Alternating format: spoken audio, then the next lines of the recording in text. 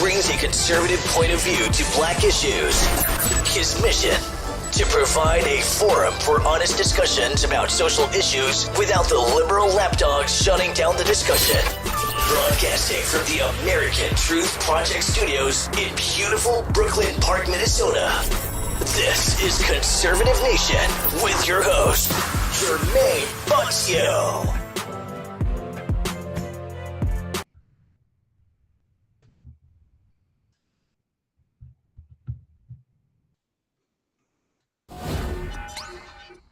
Hello, ladies and gentlemen. Welcome back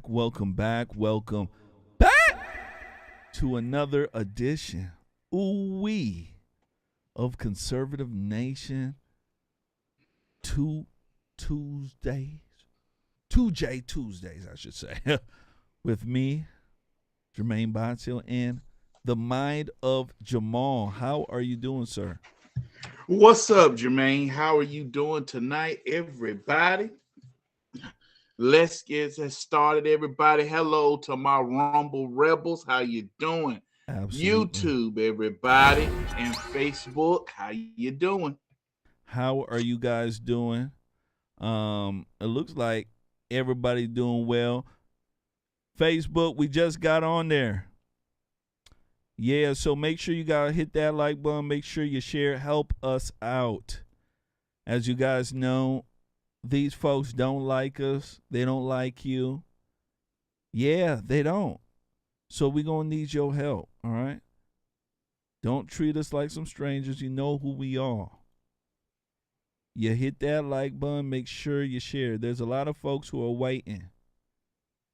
They've been waiting for us to hop on here. All right. They've been waiting for a while. Absolutely.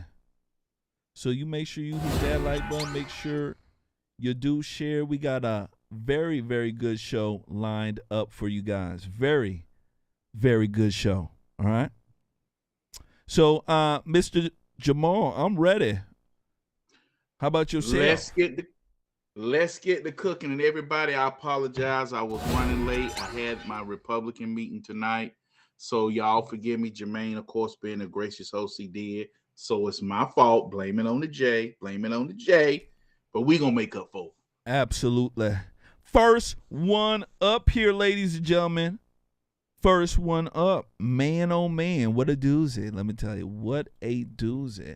I want to go ahead and speak to you about crazy children across America. One thing I do know here in America, a lot of our education is screwed up.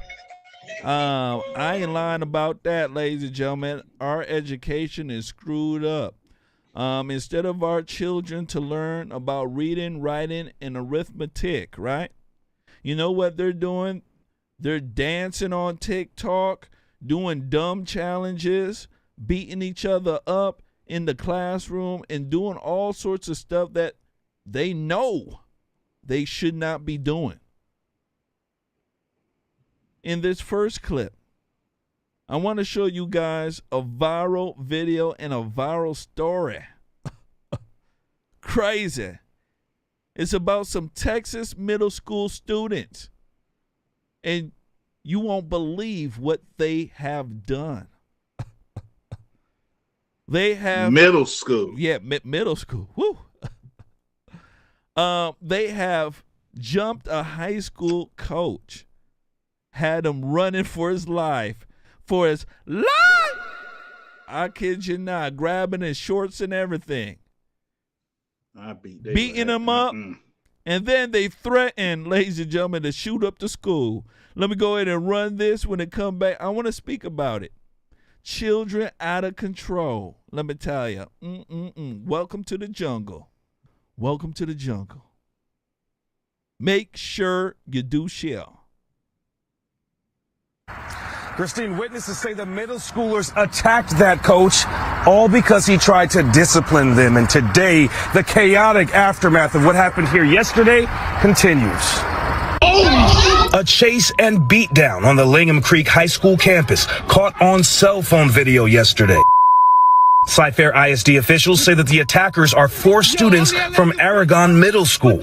Students here at the high school say that the victim is a baseball coach who told the middle school kids that they could not ride dirt bikes on campus. Later that day, they got arrested, and their older friends threatened to shoot up our school. Cy-Fair ISD officials say a threat made through social media resulted in beefed up security and safety measures on campus today. We couldn't walk around unless we had an ID badge. They wouldn't even let us in. I have athletics first period, so I don't have it on, and my teacher wouldn't let me in unless I put it on. Students say that the coach was not at school today. Cy-Fair ISD officials sent a letter to parents saying that the juveniles who attacked him were taken into custody and will be disciplined according to the code of conduct. Concerned parents, this just shouldn't be happening, not in our own backyard. Want swift action. That just cannot happen. These kids definitely need to get in a whole lot of trouble, and I'm just speechless. Tonight, it's unclear what criminal charges, if any, those juveniles face. The Cy-Fair ISD police investigation continues. Reporting live in the Cypress area tonight, Devin Clark, KPRC 2 News. All right.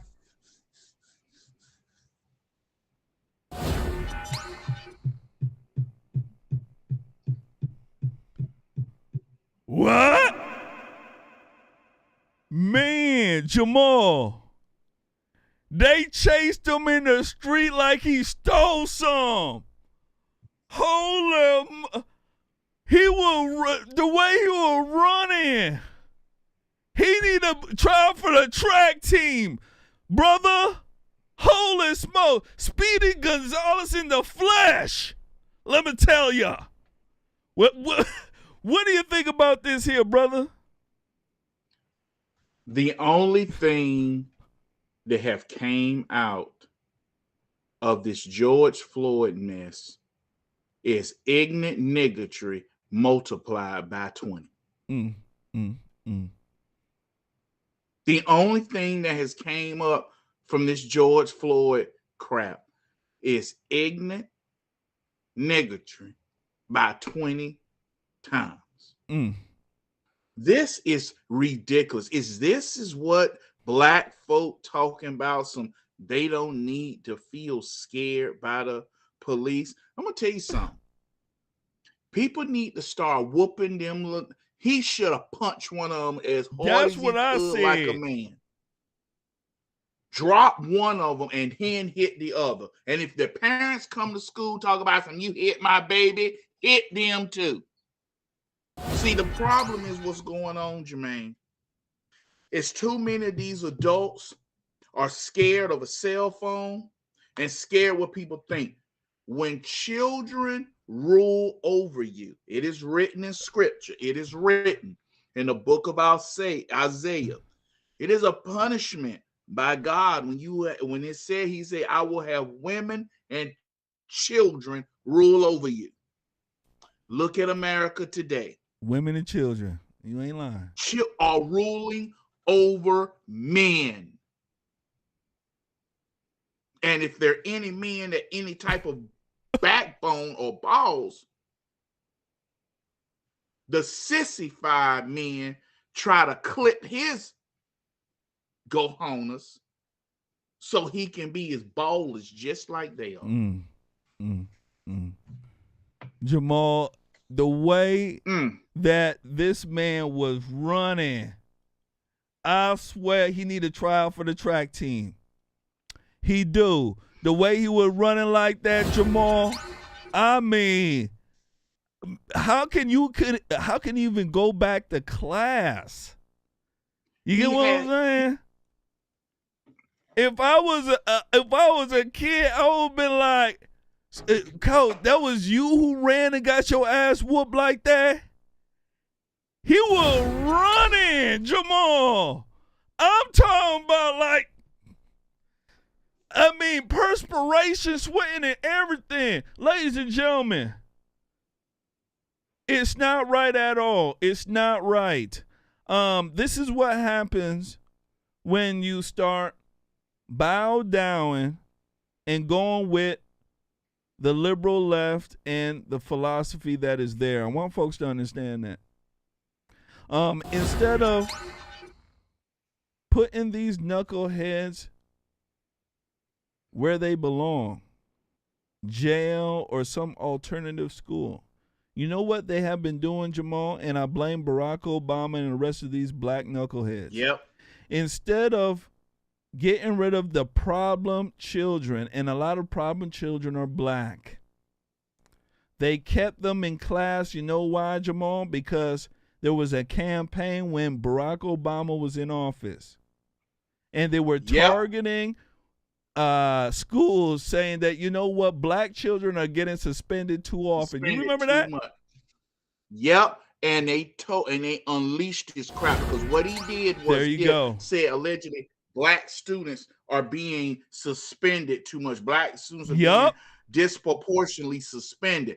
And I forgot that started under Barack Obama. You remember that? And when yes. And ever since then, with the thugs, the hoodlums, and the ignorant niggas in the community, brought it to school. Now the schools are a shamble. This is not going to stop until teachers and adults take these schools back. Absolutely. I'm sorry, but he should have took one of them by the pick one of them up and slammed his head in that corner so bad, have him on the ground bleeding. Then once his boy, like, oh my God, rolled over him and grabbed the other. And Jamal, it is because he told them that they couldn't ride their dirt bikes on the field. So they ran and chased that white man and beat him up like this. And you know what? A lot of white men out there who are teachers, a lot of them are pussies.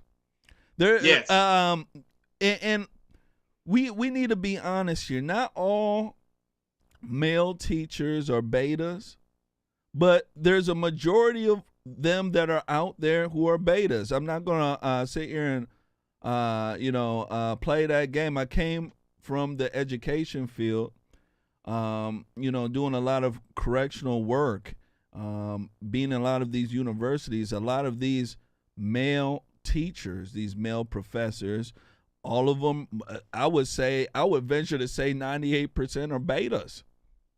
So they're not into fighting or doing any of this nature. So them thinking like a female in a lot of these aspects, they will think like that. They'll think in that liberal way. Instead of them to sit there and use common sense, these guys are coming after you. You're a grown man. You need to protect yourself. You whoop their ass. Back in the day, Jamal, grown men wouldn't even allow this type of stuff like this. Young men would sit there, run around and disrespect, elders like this or any of this nature. Young men would know if you do something like that, it's a violation, and past the violation, you're going to get your ass whooped. The grown man will whoop your ass, Jamal, with that grown man strength. My dad whooped my ass. I know personally about that grown man strength. You know what I'm talking about, Jamal, right? Yes. As a young man, I thought I could take my dad. Let me tell you something. That grown man strength came out like a bear. Let me tell you. I realized one thing, Jamal. You don't mess with grown men. Last words. You know what? This goes to show you how things are and how bad we have slid down. All these, and you know what? It's black kids. Every time you turn around seeing this crap, it's black children. We putting it out there. And you know what? This is what happens when the animals have no fear of those that's supposed to keep them in the fence. There you go. Simple and plain. Them animals need to be put back in the fence, and they need it. Oh my God, that one that took his shirt off and running. Yeah, only thing that's that coach crazy. had to do was just stop and turn around and swing. He would have ran and all that. All his mouth been gone. And then he Yeah, I'm talking about punching and knocking out 12, 13-year-olds. Absolutely. Like These man, black children don't like and that's why we got to speak about culture on the show here, Jamal. These young black children don't respect you when you sit there and you talk all nice to them. I want especially the white folks to understand these black children, baby's kids, right? Project kids, the kids that are sitting on the stoops, Jamal, they're not going to respect anybody coming up and say, hey, can you guys please stop it? Please, can you please stop it? That is not nice. You know what I'm going to do? I'm going to call your mama. I'm going to call your dad. They don't respect that, ladies and gentlemen. But you know what they respect? Jamal, you know what they respect, right? Ma! Absolutely. Ma! As soon as you were turning. That's right. As soon as you would hit, only you had to do is that run. If you know you about to be jumped and it's 2, run, then just stop and just swing. Mm-hmm.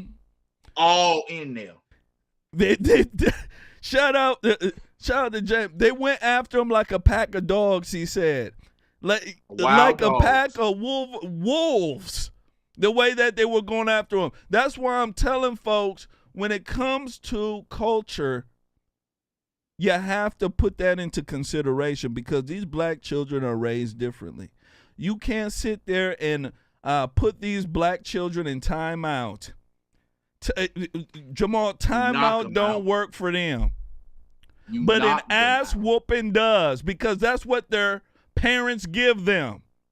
You get what I'm saying? They laugh at you when you're sitting there talking to them real nice. But an ass whooping corrects that behavior, let me tell you. There's nothing wrong with an ass whooping. I've received an ass whooping plenty of times in my life. And let me tell you something, I ain't never been to jail. Went to the Army, graduated from high school, college, and gosh darn grad school. I mean, whoop me straight. My African hands whoop me straight. Let me tell you. I heard about them African whippings. Woo! I'm telling you, African hands whoop me straight. So these children need it. Let's go ahead and move forward. Ladies and gentlemen, make sure you guys hit that like button. Make sure you do share, all right? We going to need your help. We definitely going to need your help. Next one up here, brother, I want to speak to you about my home state here of Minnesota. There's a school that is gaining a lot of attention right now. All has to do with racism. My goodness gracious, when will it die, right? Minnetonka High School, it right now is going crazy. There's a student there accused of making racist remarks. Apparently, these racist remarks were so bad that they had to stop a basketball game. They had to send, students home. Gosh darn it, the school can't even function. Because somebody said the word nigga, and the people who got upset, this person told them to go commit suicide. My goodness gracious. What a world we live in. Make sure you guys hit that like button. Make sure you guys do share. All right. We definitely going to need your help. Here we go.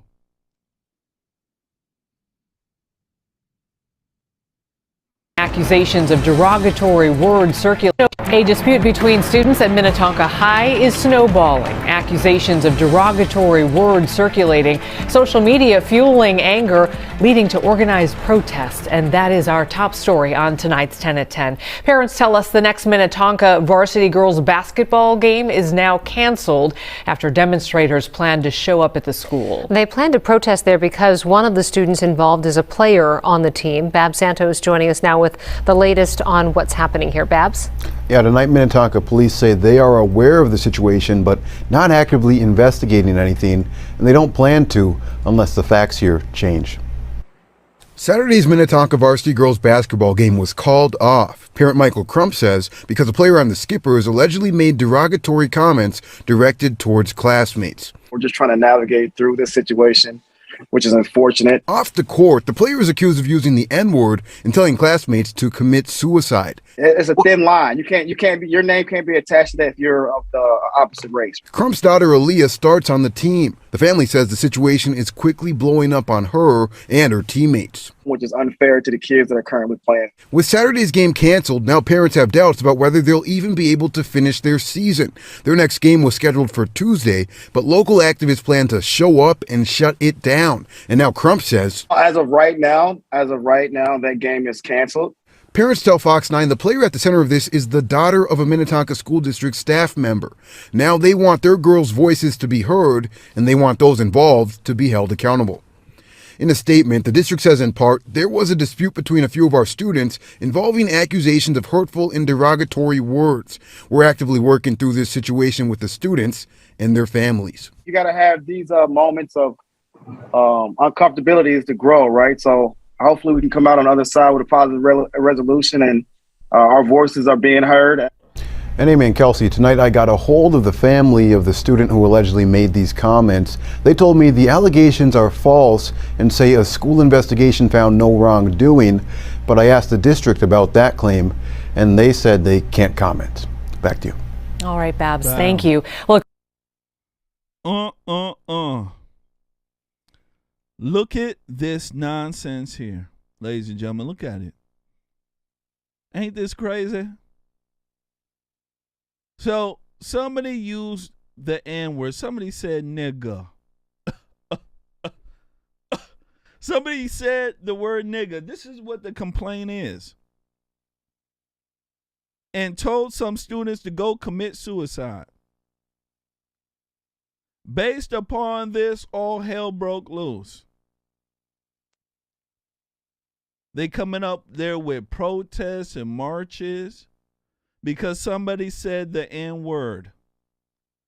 There was an investigation, the family claims, right? And the investigation turned out that there was no wrongdoing.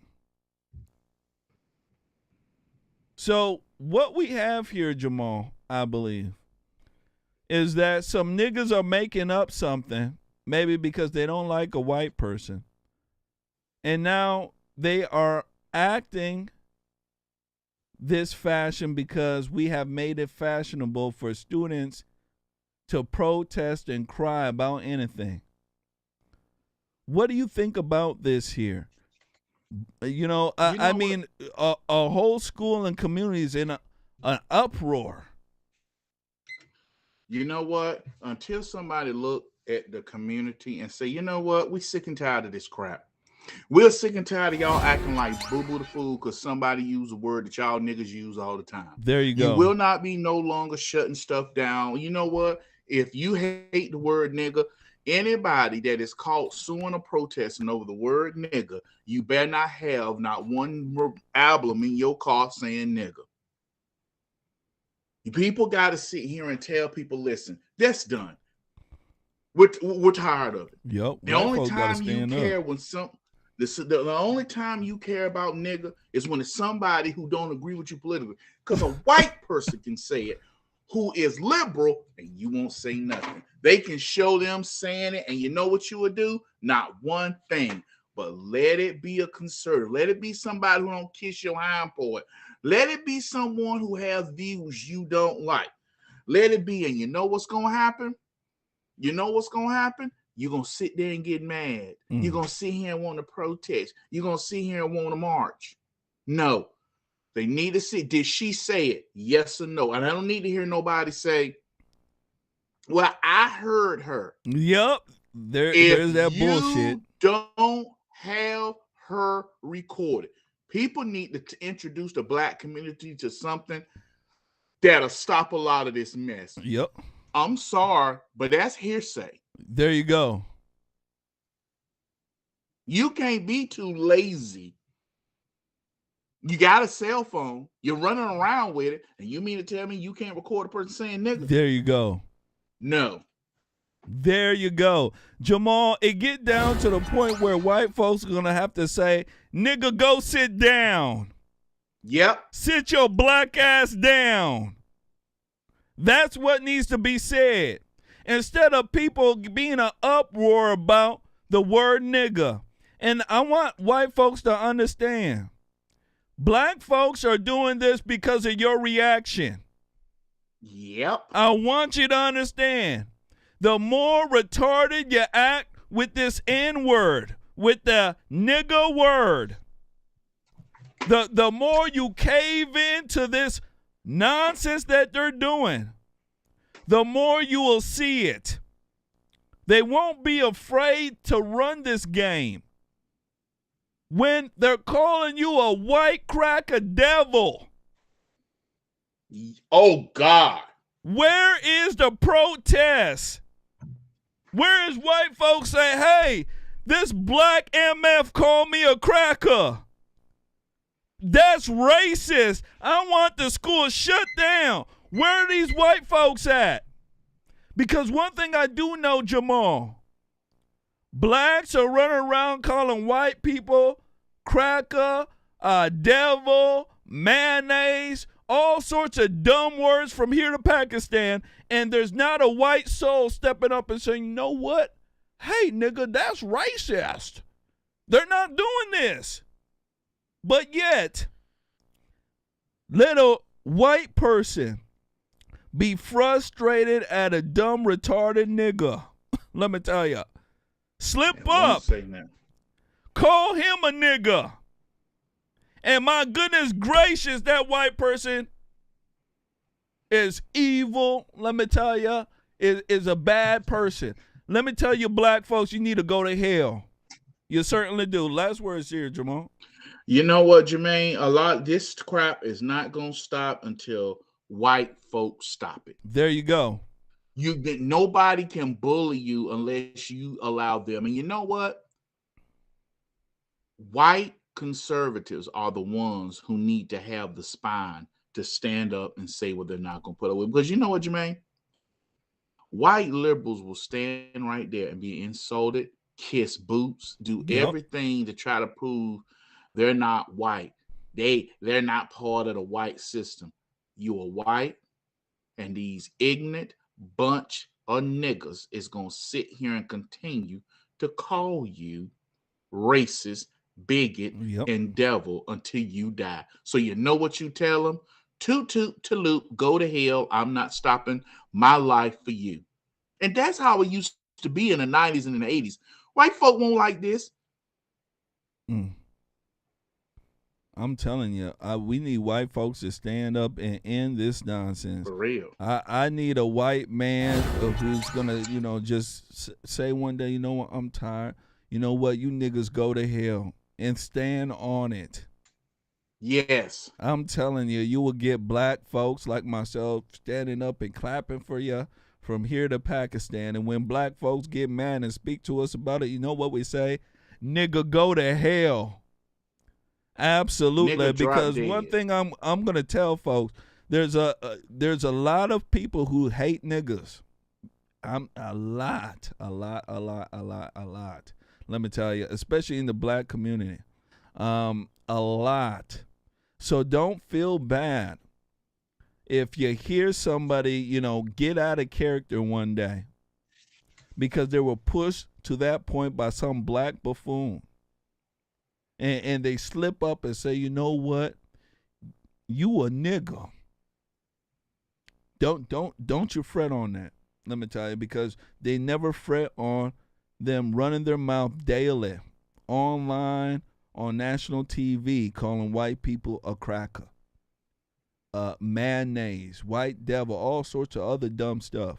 I want white folks to understand, you got to stop it. You have to put an end to it. Only you can do it. Only you. Remember that phrase, only you. Only you can carry the force. Only you. And white folks out there, you have the force. Let me tell you, to stop it. All you got to do is use common sense. You use common sense against these Negroes. They'll stop. Moving forward. Make sure you guys hit that like button. Make sure you share. I want to go ahead and give a shout out to Melinda Peace. Melinda Peace donated through our PayPal took our $10 challenge. Shout out.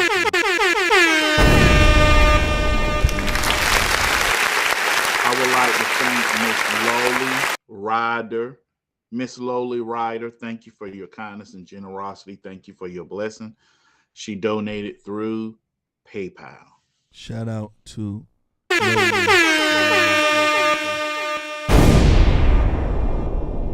Make sure you guys hit that like button. Make sure you guys do share, all right? Next one up. Ladies and gentlemen, next one up. I want to go ahead and speak to you guys about young boys. We've been speaking about how the school system has been robbing our children, right? Robbing them from giving them real information. Right now, they've been teaching what we call emotional learning, right? Teaching about feelings and how things make them feel, right? How does 2 + 2 make you feel, Jimmy? Right? I know, we know it's 4, but how does it make you feel? You know, all sorts of things that don't really matter.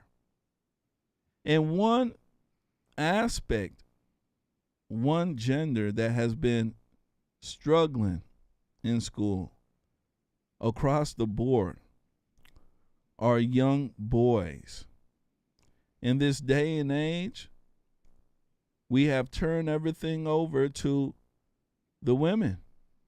It's female everything. You look at a lot of these new jobs that are out there, these tech firms, they're not looking for guys. They're spending money trying to recruit women.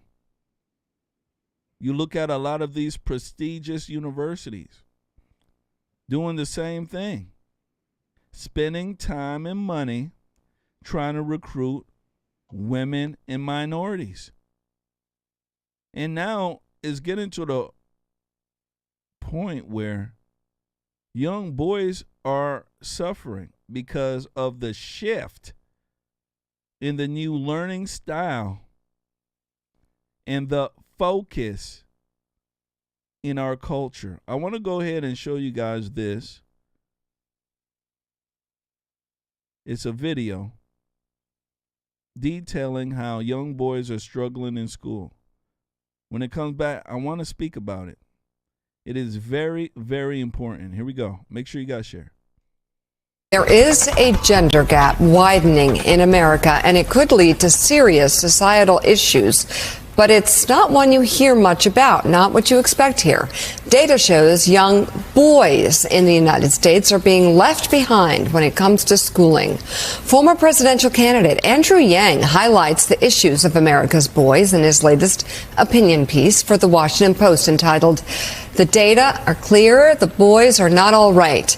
Yang writes, boys are more than twice as likely as girls to be diagnosed with attention deficit hyperactivity disorder, according to the Centers for Disease Control and Prevention, are 5 times as likely to spend time in juvenile detention, are less likely to finish high school.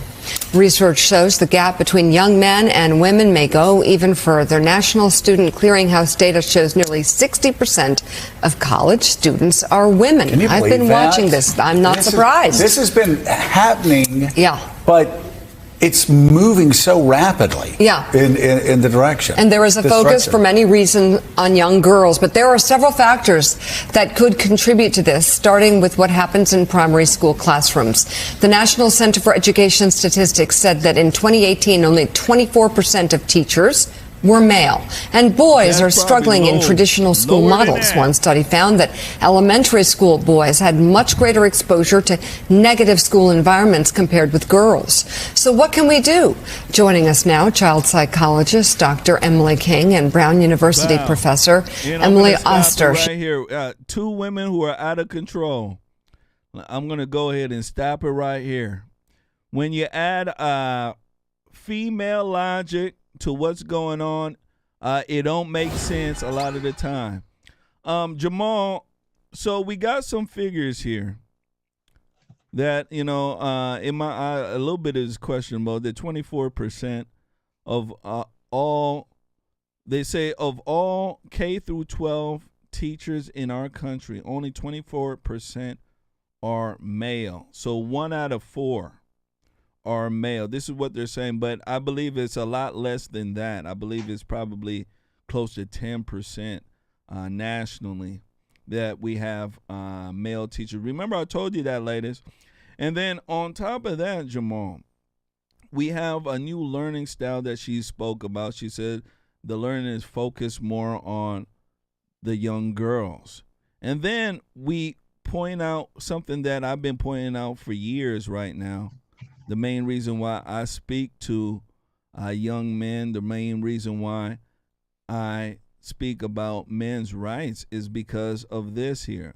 Boys are twice as likely as girls to be diagnosed with ADHD, all right, attention deficit hyperactivity disorder. So boys learn differently than girls.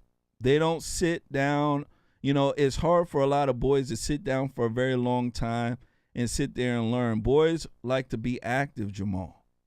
And these girls can sit there longer. So a lot of this looks like they are focusing on girls to the point where it's a detriment to the boys. The boys aren't getting the help they need. The boys ain't flourishing. What do you think about this here, sir? As someone who has 2 little girls, and I love my daughters, but this focus all on girls are ruining our boys. There you go. Feminism is a failure, is a cancer, and it is destructive because it's bought in lies. There you go. Women cannot do what men can do, depending on what it is. There you go. That slogan, anything you can do, I can do better. No, you can't. Yes, I can. Oh, yes, he can do some things you can do better. Obviously, men can be better women because every time a transgender call himself a woman, he wins Woman of the Year. Oh, my mama.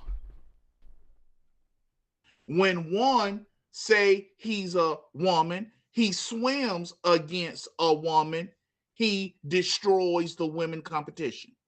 When one get in a mixed martial art ring and boxes against a woman, he beats her brains out to where they're suffering contusions, concussions. They're out of here, can't fight no more. Women are not like men. Boys are physical. Boys like to move around. So yes, we do get up. Yes, sometimes we don't sit down like we're supposed to do. We can't help it because it's our nature. There you go. Boys are made with frogs and puppy dog tails. Women are made with sugar and spice and everything nice. Yeah. All boys are made with frogs and snails and puppy dog tails. And if you listen to that, frogs and snails, slimy, disgusting to a lot of people. Puppy dog tail. What is a puppy dog always doing? Tail always wagging when he's happy. But when he's sad, his tail drops, and you can tell. They have ruined our children. They have ruined our nation. This is why, Jermain, and you are a veteran, and you may disagree with me, America will not survive as a superpower. Because whenever the men in your nation aren't behaving like men, and they're drugged up, scared, and crybabies, your men go, so does your security and nation. There you go. I absolutely do agree with you. That's why I always speak about the weakness in men in this country. I get attacked for it all the time when I speak out against the baby mama epidemic and how the baby mama epidemic is contributing to the weak men factor. I get called out on that too. We need conservatives to start understanding the correlation of single mamas raising young boys and how weak men are in our society. They don't understand. A lot of them don't want to speak about it because there's so many single mamas in their audience that get offended, and these guys have to get over it. We need men back in the children's lives, first of all, and we need to understand how men and women teach and how young girls and young boys learn. These things need to be re-examined. Yes. There's no way that we can have this type of teaching across the board and expect that these young boys will succeed. We're in a new, how could I say, era where it's female first everything. They trying to put females in every gosh darn thing. And let me tell you something. I'm not opposed to women being in certain institutions and certain jobs. I'm not opposed to that. But I'm opposed to the lack of common sense. That's what I'm opposed to. Because a lot of these positions that a lot of these women are in, they shouldn't be in. And I'm not going to sit here and play around with anybody. They should not be in there in that position. These young boys, and I want the women to understand, you're only as secure as the strength of your men. Let me say this again. You're only as secure as the strength of your men. The weaker your men are, the weaker you are in security. And I want the ladies to understand that. Now, the women may say, well, I can take care of myself. I don't need no man. Let me tell you something. When it comes down to war, you're going to need a man. Let me tell you. Because when it comes down to war, most men are going to be fighting. And when the other side comes here, whoever the enemy is, you know what they do with women? Women can't fight them off. You know what they do to them? They rape and pillage. That's how they used to do it back in the day. So we need men to be men. We need boys to be boys. Instead of demonizing young boys, saying that toxic masculinity, young boys need to somehow act like the females, right? Somehow we have focused too much on feelings and emotion to the point where young boys can't even be young boys and say young boy stuff, right? When young boys are eating cookies, right, and they eat a shape of a gun in the cookie, right? Young boys do stuff like that. They end up getting expelled. They have weakened boys to the point where boys don't even want to be boys anymore. It's easier being a young girl sitting there with her legs crossed like that. It's easy to do that. Right? Why do you want to be a young boy where you're ostracized all the time? And then when you have the female teachers, they talk to you about toxic masculinity. They tell you that all the world's wars have been done by men and how men are bad. This is the stuff that they're putting out there. And this is feminism wrapped into what we call public education. It's not right and it's not fair. Last words here, sir. This is why so many of our boys want to be transgender. There you go. This is why so many of our boys are dressing and acting so sissified because they want to be loved. You know, sometimes parents can do all they can to raise their child right, to make sure their child is protected. But when they go out in society,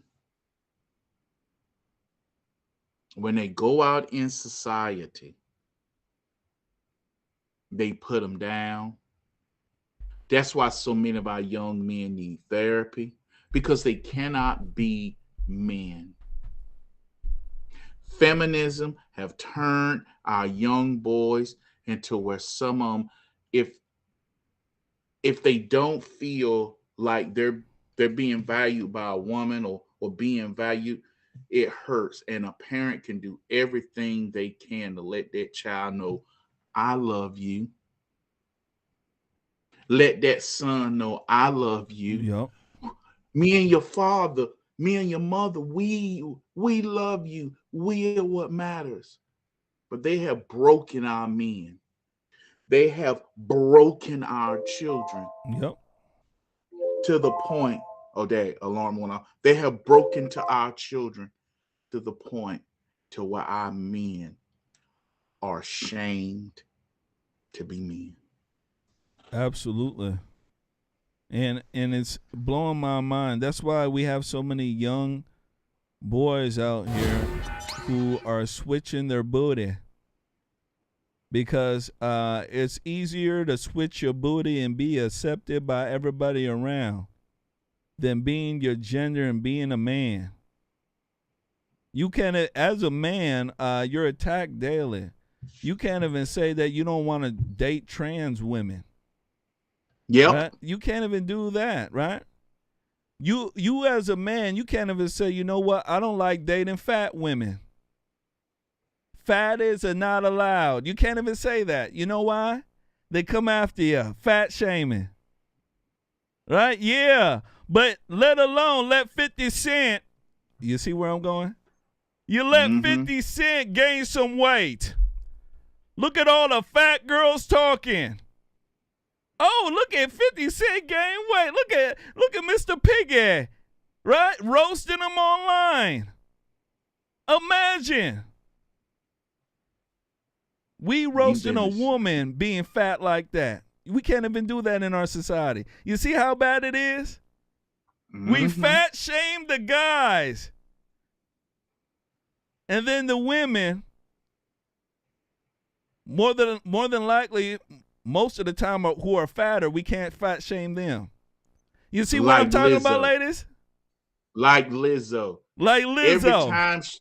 Every time she put on a two-piece or bikini and she try to, or something skimpy and sexy, the first words come out of my mouth is, will somebody free Shamu and put her back in the water so she can swim in peace and catch up with her other school of orcas?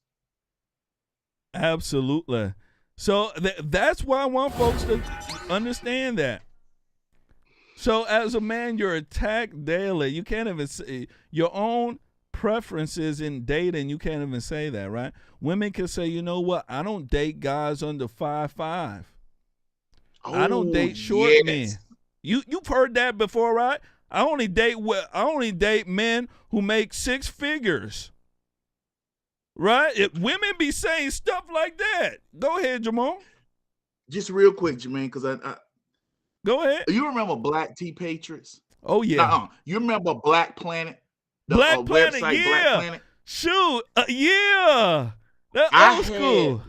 When I was single, I had on that in MySpace. I want slim women no more than 20 pounds over their weight. And I wrote, the only thing a big girl can do for me is show me to her skinny friend. You ought to see how many people were calling, coming at me mad. But you know what? I was young. I didn't care then. Yeah. I was like, you must be fat. You must be old fatty over there. I'm telling you. The thing is, and the guys understand that too. You can go ahead and hop on Tinder or a lot of these dating sites.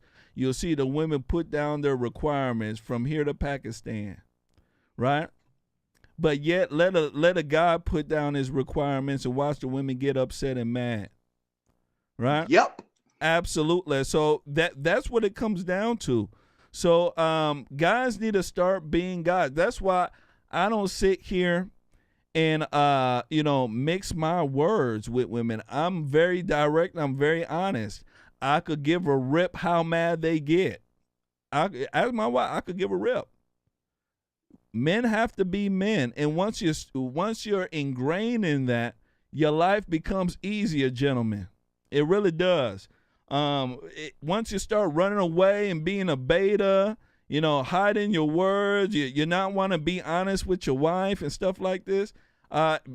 Everything will come after you. Everything.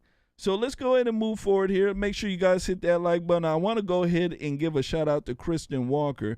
She donated, took our $5 challenge on Cash App. Beautiful woman. Real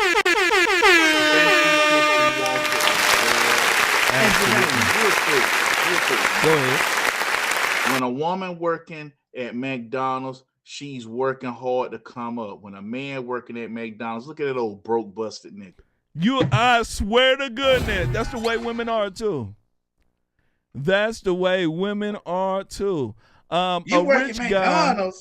It's the same thing when rich guys have money. They're not over here looking for another rich woman to wife up. They don't care about the woman and how much she makes, what type of job she has. On the converse, you never see a rich woman looking for a bum guy to marry up. Haven't you noticed that? Men will date a broke woman, but women won't. They won't. So that's what it comes down to. I want the guys to understand. Keep believing Medea you want to, talking about something. Oh, she's a corporate woman. Super loyal. But Jamal over here with 4 kids, broke. No, 6 kids. And she gonna marry him and be their stepmama. Yeah. Medea. Yeah, it ain't gonna happen. It ain't gonna happen. Because that's the way women think. It ain't gonna happen. The only people in this world that have unconditional love are women and children. Men, your love is dependent on what you provide. Believe it or not, that's the lane we're in. You go ahead and tell your wife you're not going to work and sit on your ass. See how long she stay with your ass. Let your wife tell you, hey, honey, you know what? I need to take a break from work. I'm tired. I can't do this. I can't do that. See how long that guy stays with you. Let me tell you, you'll see it. So I want the gentleman to understand, you can't complain this is your birthright. Embrace it. It's challenging. It's hard. But that's what it is. You're a man. Let's go ahead and move forward. Make sure you guys hit that like button. Make sure you share. Next one up. I want to speak about Al Sharpton. The good old, what they call Reverend Al. Sleazy Sharpton. Absolutely. Tax cheat. What else they call him? FBI snitch. Remember, he was snitching with the FBI. Cocaine he was selling drugs. Addict. Coke addict. Absolutely. Every time I say that, folks get mad. There's a nigga who texts me, Jermain, that he was just helping with a sting. I said, yeah, a sting that up his nose. He got caught and he want to get somebody else up. Yup. Absolutely. That's what it comes down to. Let me go ahead and run this first segment of this clip here. Al Sharpton, what was it? Yesterday, he was on The Breakfast Club, and he spoke about some things on there. He spoke about crime in New York, how to curb the crime that is there, and then he spoke a little bit about Joe Rogan on here, and then he also spoke about some woke warriors and some stuff like that. I want to go ahead and play 2 segments of this here. The first one has to deal with Mr. Al Sharpton speaking about crime in New York. All right. We're going to let this run. When it come back, I want to get Jamal's take on this here. Here we go. Make sure you guys hit that like button. Make sure you do share, all right? Because we're going to need your help. We definitely going to need your help. Here we go. You doing? Blessed, black, and highly favored, man. All right. Well, how you been doing during this COVID and pandemic? How's everything been with you, bro? Everything been good. I mean, luckily I've not had any COVID, and most of my staff around the country's been good. So we've been rolling. If they would just stop killing us, I could stay home. But we had to fight the Ahmaud Arbery case, the case of Dante Wright, and the George Floyd trial in the middle of the COVID, and do the marches in Washington. Right. So we remained active. So I was concerned being out there, but we had to do what we had to do. They didn't stop shooting during COVID, so we didn't stop doing what we had to do. That's right. Now you of course you're based out of New York City. There's a lot of crime going on in New York right now. How can we get a hold of the crime a little bit and kind of stop these shootings, stop these innocent kids and people getting killed? What do you think? I mean, I think that we've got to have a balance where we've got to really deal with crime, but at the same time not go overboard where we go back into everybody's a criminal in our community. We're like Stop and Frisk was. Eric Adams, the new mayor, when I started National Action Network 30 years ago, we had to have 5 people sign for the incorporation. One was a black cop named Eric Adams. Wow. So I've known Eric a long time. He's been in the House of Justice, our headquarters in Harlem, 5 times since he was elected. And I've said to him, I've got concerns that we don't go overboard because they're talking about bringing back the plainclothes policemen, so that where they're throwing everybody up against the wall like you're a suspect. But at the same time, we cannot on the ground not be concerned with all these murders and looting going on. So there's got to be community policing. You've got to make the community work with the precincts. You got to get rid of these cops that are not conducive to that. One of the things is you ought to force the police in New York to live in New York. So right now they don't. I thought they had to live in no.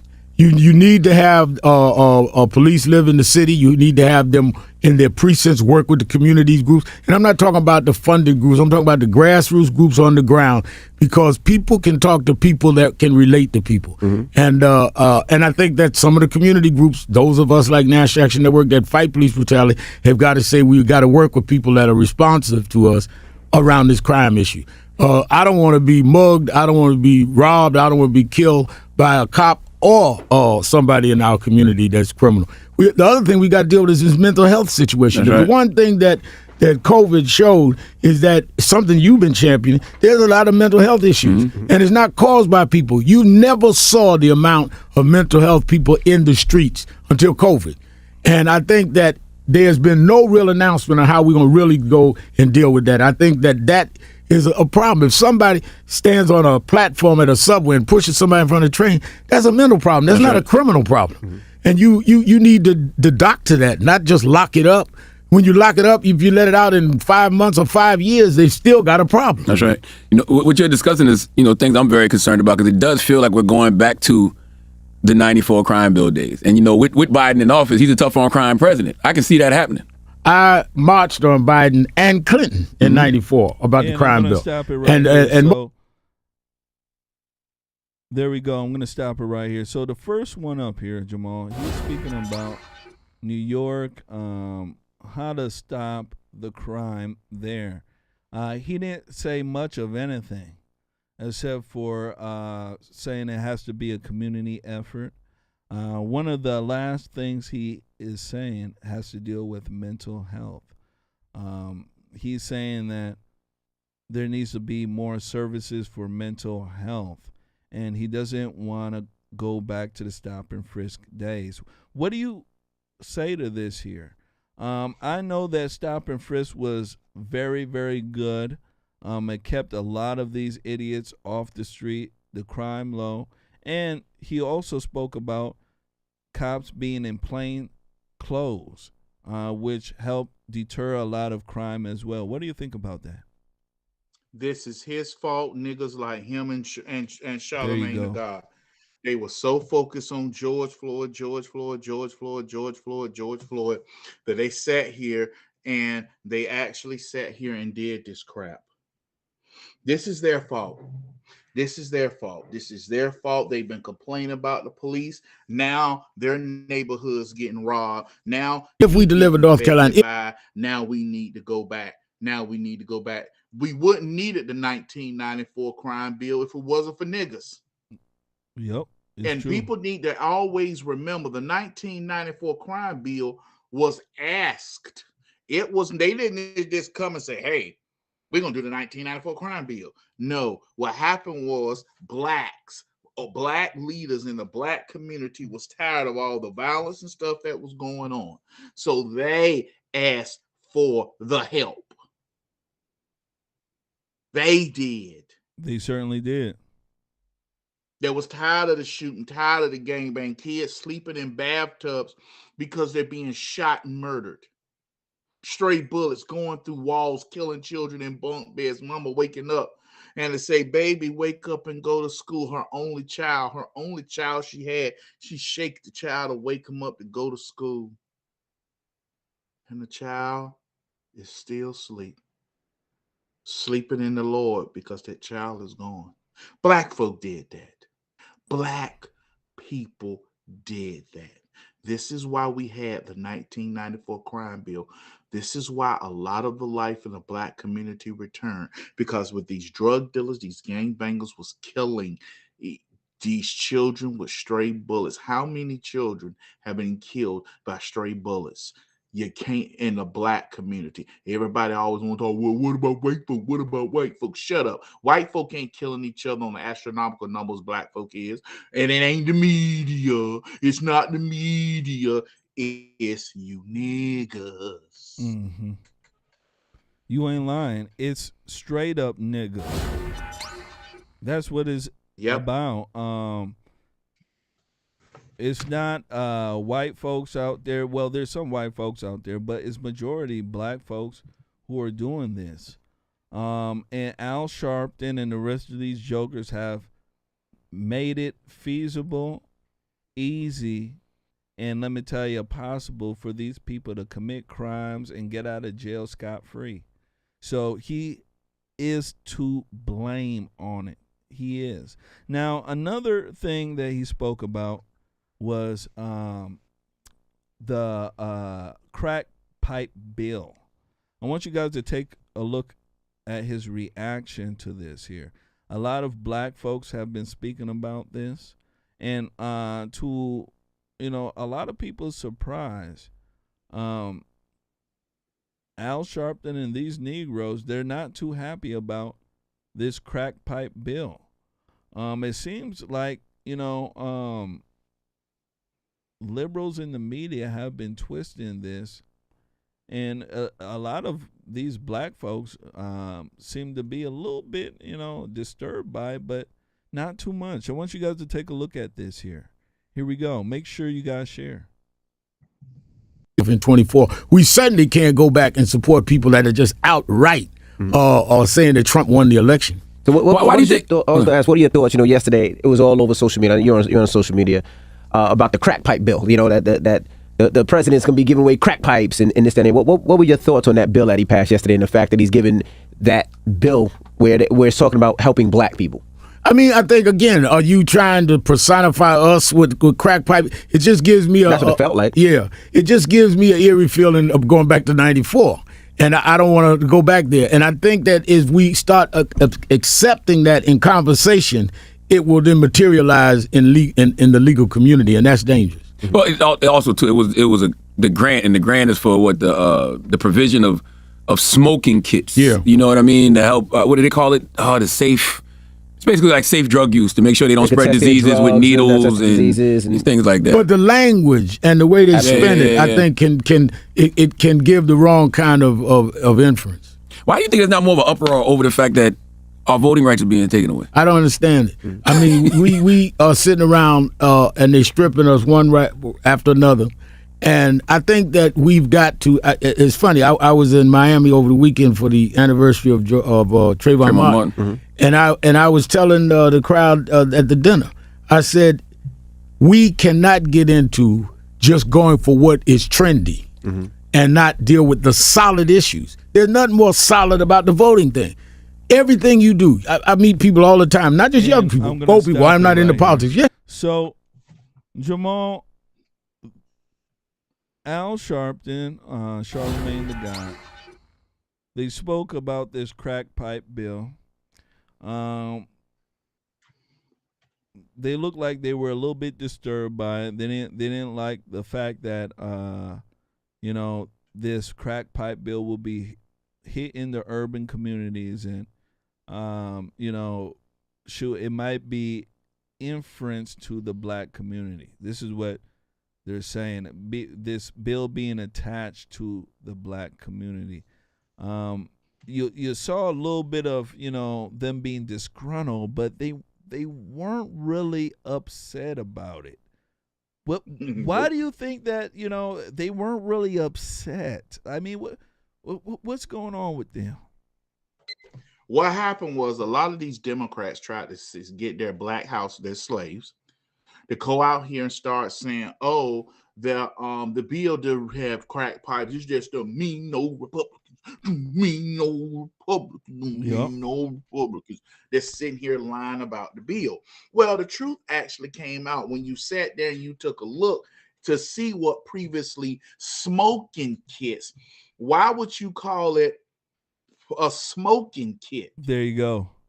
They had the rod, the meat for stuff for the filter, everything to create a crack pipe. But when they started getting all that attention about what was in it, then they wanted to change. Then they want to take some stuff off, take some stuff out. They got caught. Simple and plain. They got caught. And when the community saw it, Al Sharpton might as well stop saying, "Well, make it like, there's just stigma of crack pipes." It's to the black community, where methamphetamine is to the whites. There you go. We call us crackheads, call them meth heads. But it still goes to show you they are trying to push this as a Democrat angle. They want to get a Democrat angle so the Democrats won't suffer. Because if the Democrats suffer, they suffer. Because the Democrats ain't going to pay them to keep us in line if we're acting rowdy. And I'm not talking in the streets. I'm talking rowdy at the voting booth, not voting for them. Yep. Ain't lying about that. Yeah, Al Sharpton here. These people are just playing it off. Biden has been really screwing up. And these folks here, ladies and gentlemen, let me tell you something. They know it. That's why they're acting in this way, acting like they're not really, upset, but behind the scenes they're upset. These type of things that is going on should let you know the main reason why you have to be honest with a lot of the assessment going on, because these people here are clamoring over Biden over an agenda that will never happen in their favor, right? All the reparation talk. Remember when Biden was running, there was all sorts of reparation talk.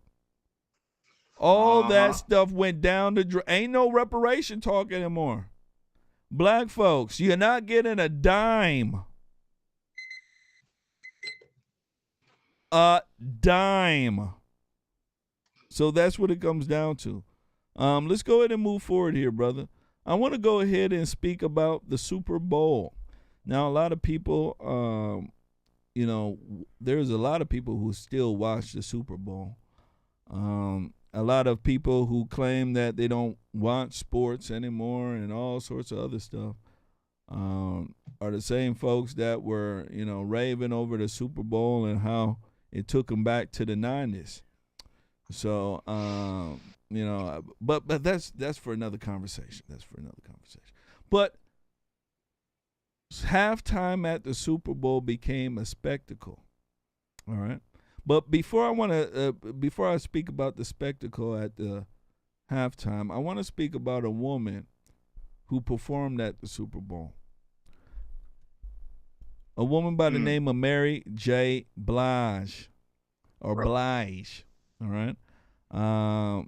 Mary J. Blige. Let me tell you something. She had some really dope songs back in the day. Let me tell you. Yes. Not gonna lie. Really dope songs. Her and Faith Evans. Let me tell you something. Light Skin killed it, and then you got Mary J. Blige. Woo. But besides, I'm working for real love. I'm telling you. Something about my heart, real love. I'm telling you. Oh man, real love. Boy, I got real love. Pump it. I'm telling you. God, Shout out to Mary, a beautiful woman. But besides Mary being fine, and that long ass hair hat, besides that, Mary J. Blige was in a whole heap of financial trouble. All right. And I want to go ahead and show you guys this article here. Make sure you guys share. Transitioning. Mary J. Blige. Let me tell you, this comes from yahoonews.com. All right. I couldn't pay my rent. Mary J. Blige revealed she had to go on tour to pay alimony following a divorce. All right. The weekend bursting at the seams for singer Mary J. Blige. Look at all this hair hat. Performance at Super Bowl 56 along Dr. Dre, Eminem, Snoop Dogg, Kendrick Lamar. The Yonkers native dropped her 15th studio album, Good Morning Gorgeous. Let me tell you. And it goes on to say here that she got divorced and I had to give up all this alimony and I didn't have no more money to give because he had spent it all, she explained. So I had to go, I had to go on tour and make all the money back to pay the alimony, all right? And it says the multi-Oscar nominee says her finances were so stressed she didn't have the resources to pay for housing. And it goes on to say, I didn't have no money to pay my rent and all this other stuff, she continued. But it's also a metaphor like I didn't have my soul. I was just drained of everything. So it was time for somebody to pay. Sometimes you feel like somebody gotta pay. So apparently she's ordered to pay $30,000 a month to her ex-husband. All right. The lawyers requested the quadruple the sum to help sustain his lifestyle. So they wanted to quadruple it to sustain his lifestyle. Her ex-husband, like a woman, sucking her dry. So Jamal, this is the first deal here with the. I just want to get your take on it because behind the scenes when she was up there shaking her ass and all that hair hat was moving. Let me tell you something. She was in turmoil, right? A lot of guys that I speak to about this, they start laughing. And I want the women to understand this is what's in our culture nowadays. Alimony, child support, these things predominantly hit men. And they put men under because a lot of the money that is being, redistributed is inflated so that the court can have their cut. And I want the women to understand that. And what happens is that people who are put under the gun like this either have to pay, financially ruined, or end up going to jail. I want the women to understand that because it predominantly hits men. You don't see many women getting hit by this, but when they do, right? Like Halle Berry, right? Holly's still crying right now, paying through the teeth and nose, right? I want folks to understand that. When this type of stuff happens, it ruins families and it ruins the other person. What do you think about this here, sir? She basically had to go on tour to just to live, to eat. This is what it looks like. Alimony was meant for if a man cheated on his wife and got caught. Because now there's some men out there that know how to do it. Like, I know how to do it without getting caught. Forget you niggas. Yeah. But if he got caught or abandoned his wife for a younger model, she had to be taken care of. And they came up with alimony. Mm-hmm. What alimony said made the comment is cheaper to keep them. Yep. Or you learn it's cheaper to creeper. Yep, it's cheaper to creeper. And you know, hey baby, listen now, you know I ain't going nowhere. You know what I'm saying? Till my child get 18, they ain't trying to pay all that alimony. I'm gonna still love you. We gonna still hook up. And the same thing for women. Because see, Mary J. Blige is was at one time one of the finest women, one of the finest black women. It was. I swear to goodness. Dancing, fine with all that hair hat. Yeah, on the floor. Okay, well, she was doing all that. But as we see, Mary J. chose a manager. And you know what he did for her? Let me take your cash. He would just, ooh, you so right. You so right. My bad. Let me take your cash. It shouldn't have been this way.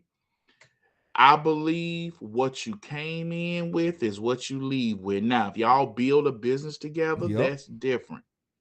But same thing with Michael Jordan ex-wife. She ain't dunked not one basketball, shooting not one three-pointer, and then come in through the middle of the I don't like Mike. You know, I'm a Knicks fan. Huh? I don't Mike broke our heart. For if you Chicago Bulls broke my New York Knicks heart too many times. But you're gonna pay her all the millions for dunking it's ridiculous. a ball. She ain't dunked not one ball. And that gets ridiculous. They ought to go back with, okay, you want to leave, you want a divorce, fine, bye. But you take nothing with you. Those who want out shouldn't get anything. Absolutely. And 90% of divorces are put on by women because they understand that when they leave, they get in something.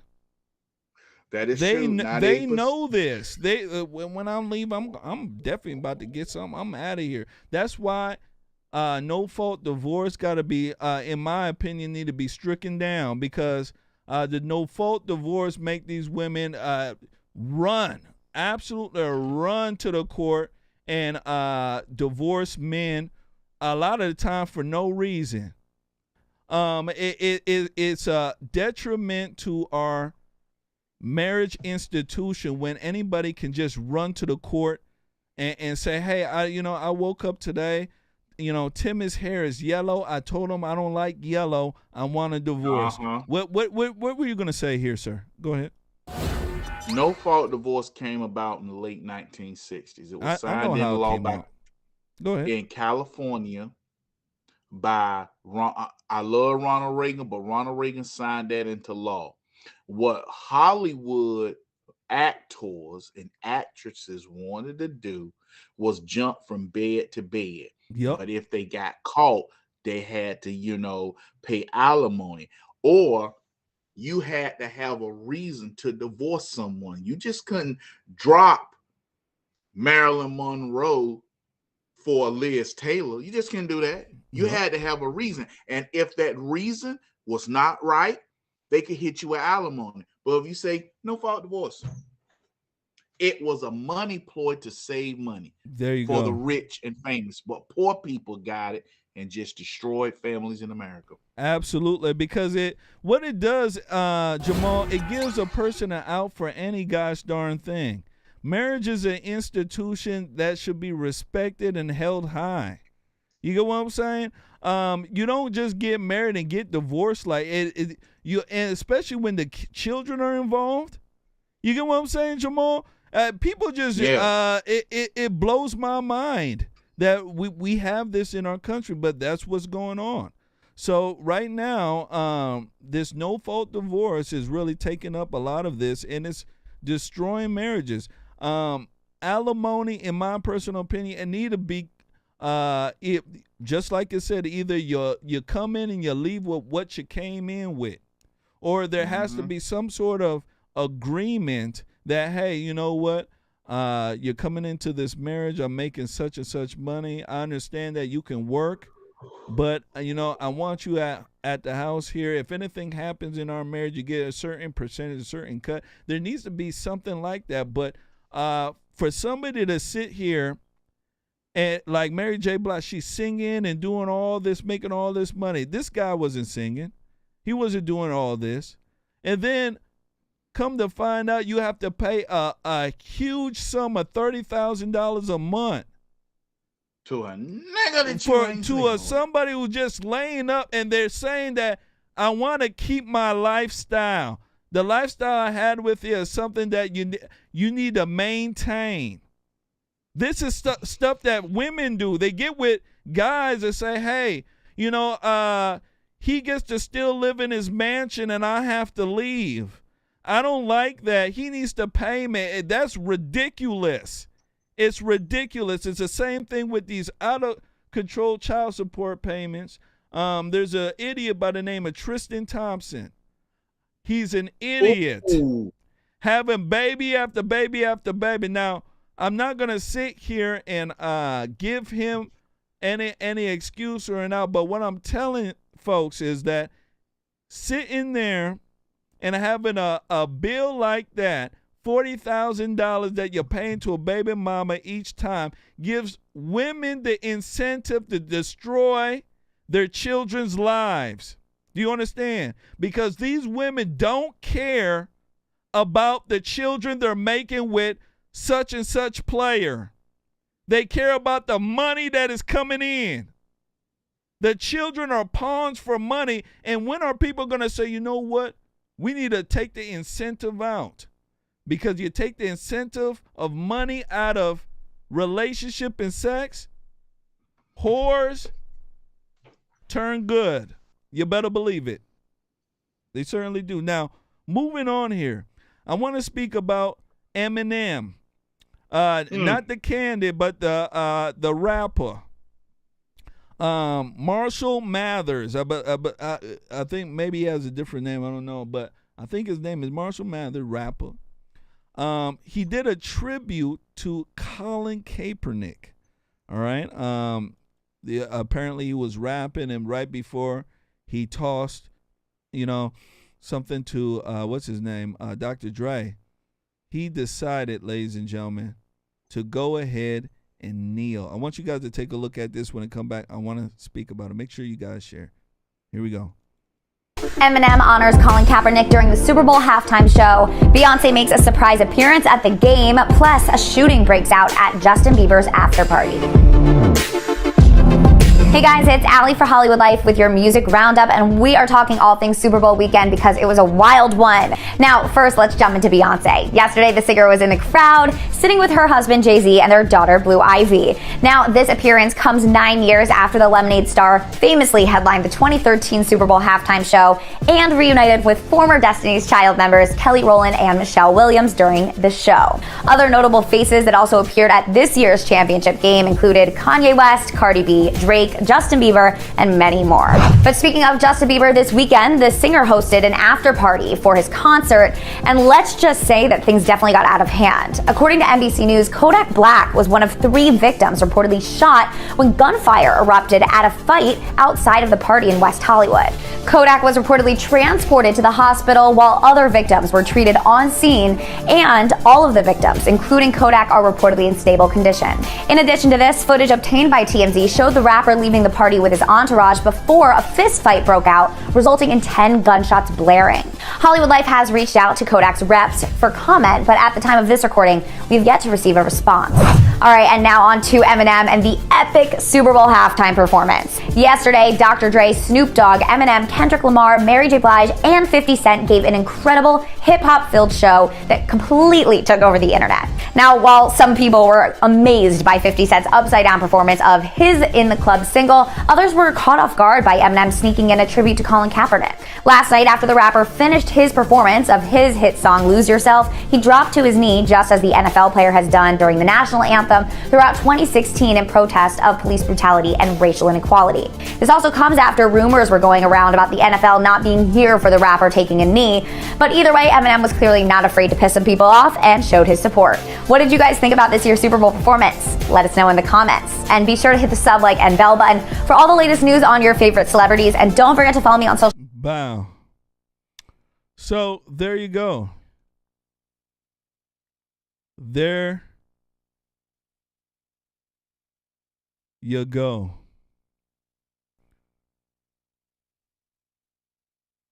What do you got to think about it?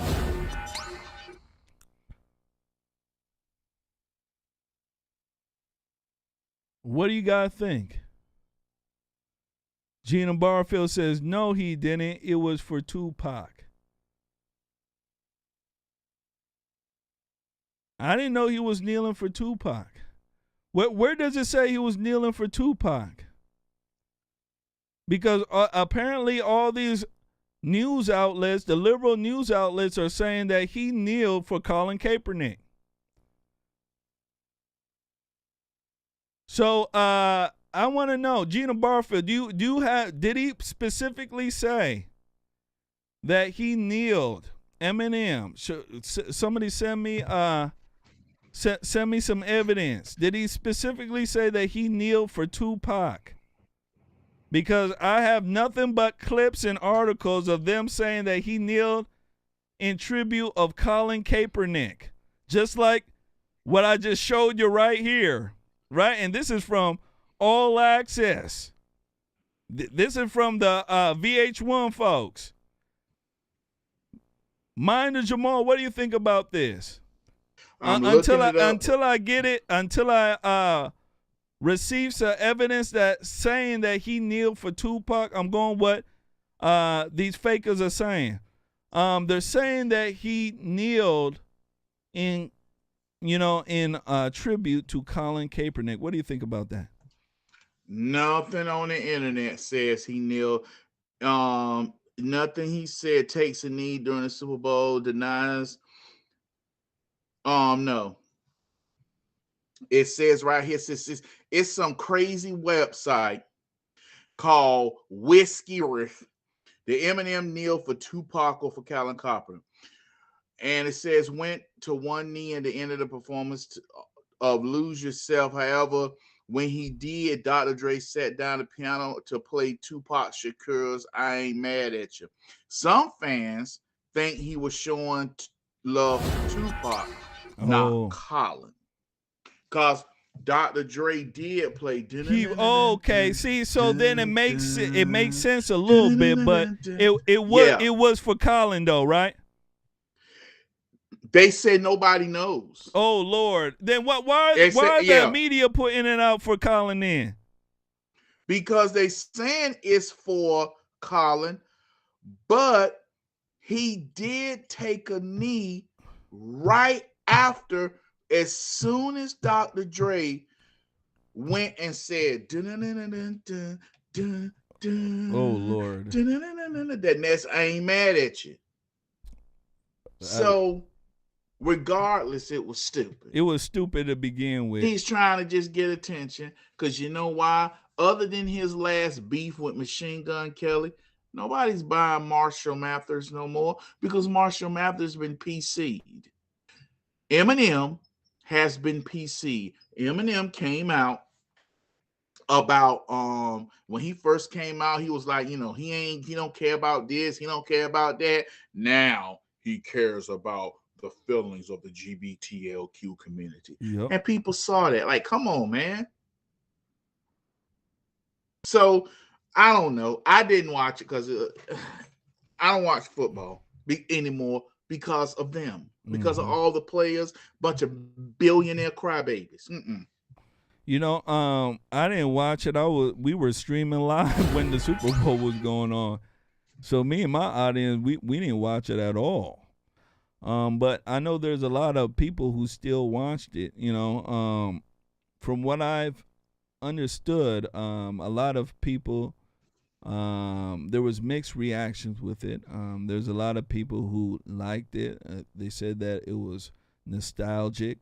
It brought them back into, days in their 90s, in the 90s. That's what it. What are you gonna say? No. I'll wait. I'll wait to the end. Okay, and then some folks didn't like it at all. They thought the performance wasn't that good, especially with all the political stuff that these black folks have been doing, right? Standing up, kneeling, all sorts of dumb stuff. You had Snoop Dogg over there. He was actually doing the Crip walk right on the stage there, basically promoting gangs. Now, we speak about this, constantly on our show that, when it comes to America TV, the influence that is out there, it's nothing that's ever good.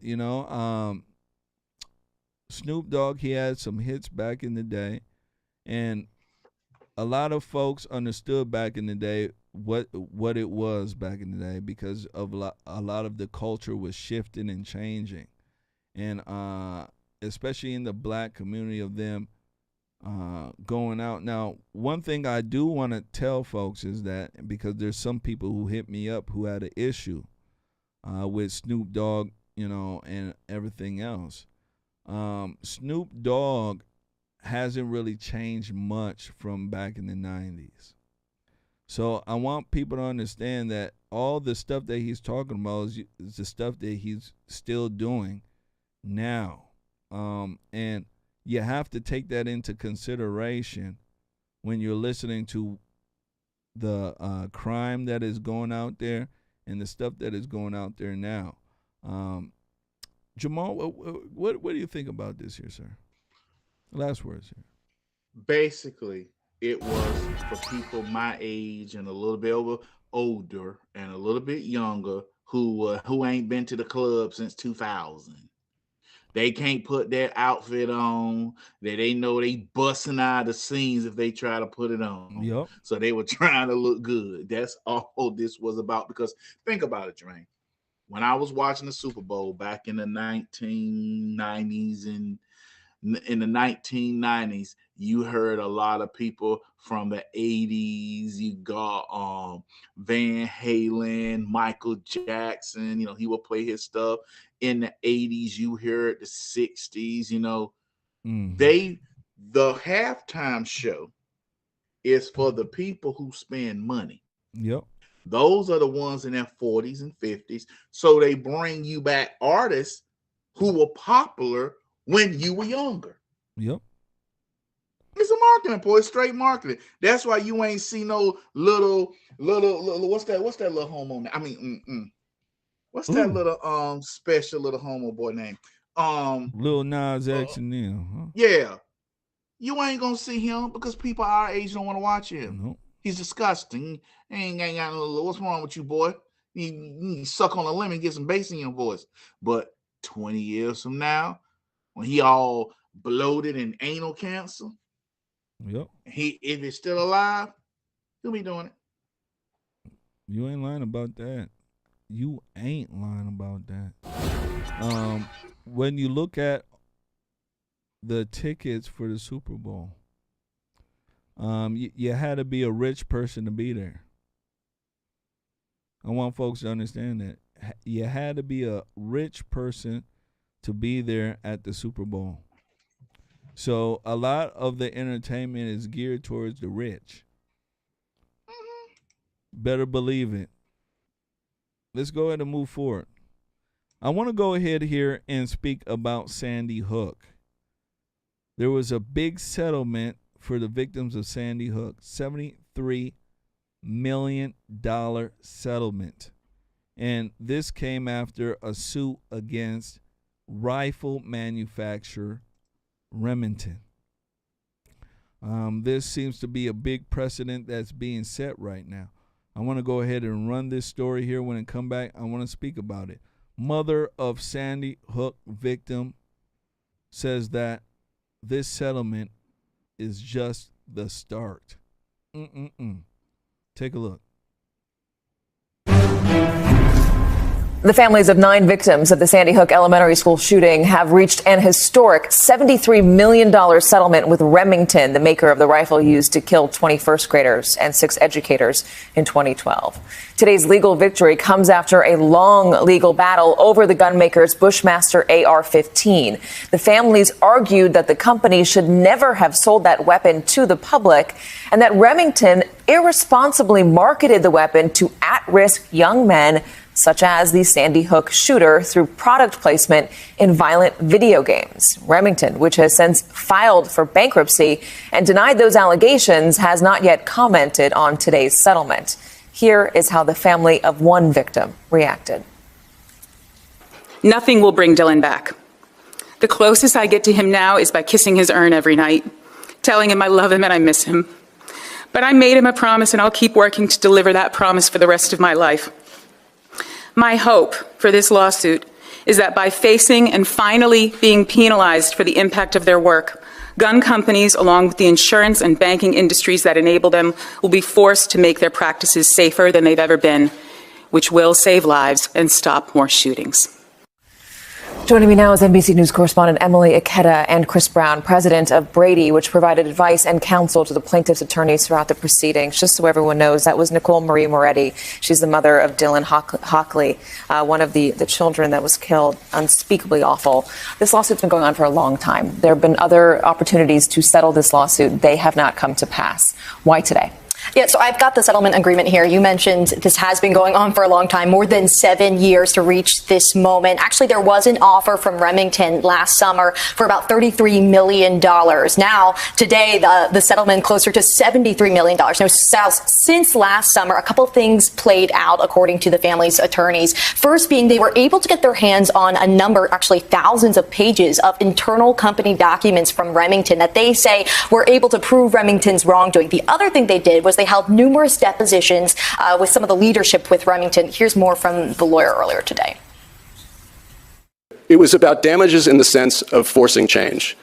It was about damages in the sense of realizing the goals of these families to do whatever they can to help prevent the next Sandy Hook.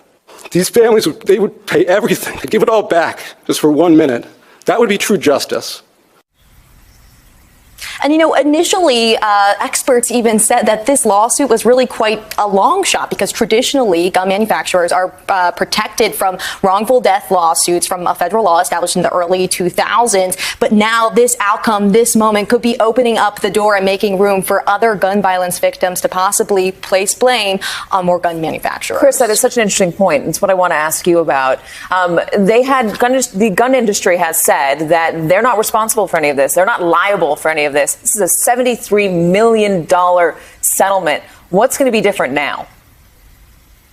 Well, look, you have correctly noted here that ostensibly Congress attempted to provide immunity from all civil liability for gun manufacturers. Brady has been poking holes in that law. It's called PLACA for the last decade. And there have been other precedents set. 30 years ago, Brady won a verdict against an assault weapon manufacturer with similar kinds of marketing. What's so important in this case is it's a workaround to that ostensible federal immunity law, and it provides a pathway that Brady set 30 years ago with its litigation for how you can hold companies liable for clear marketing.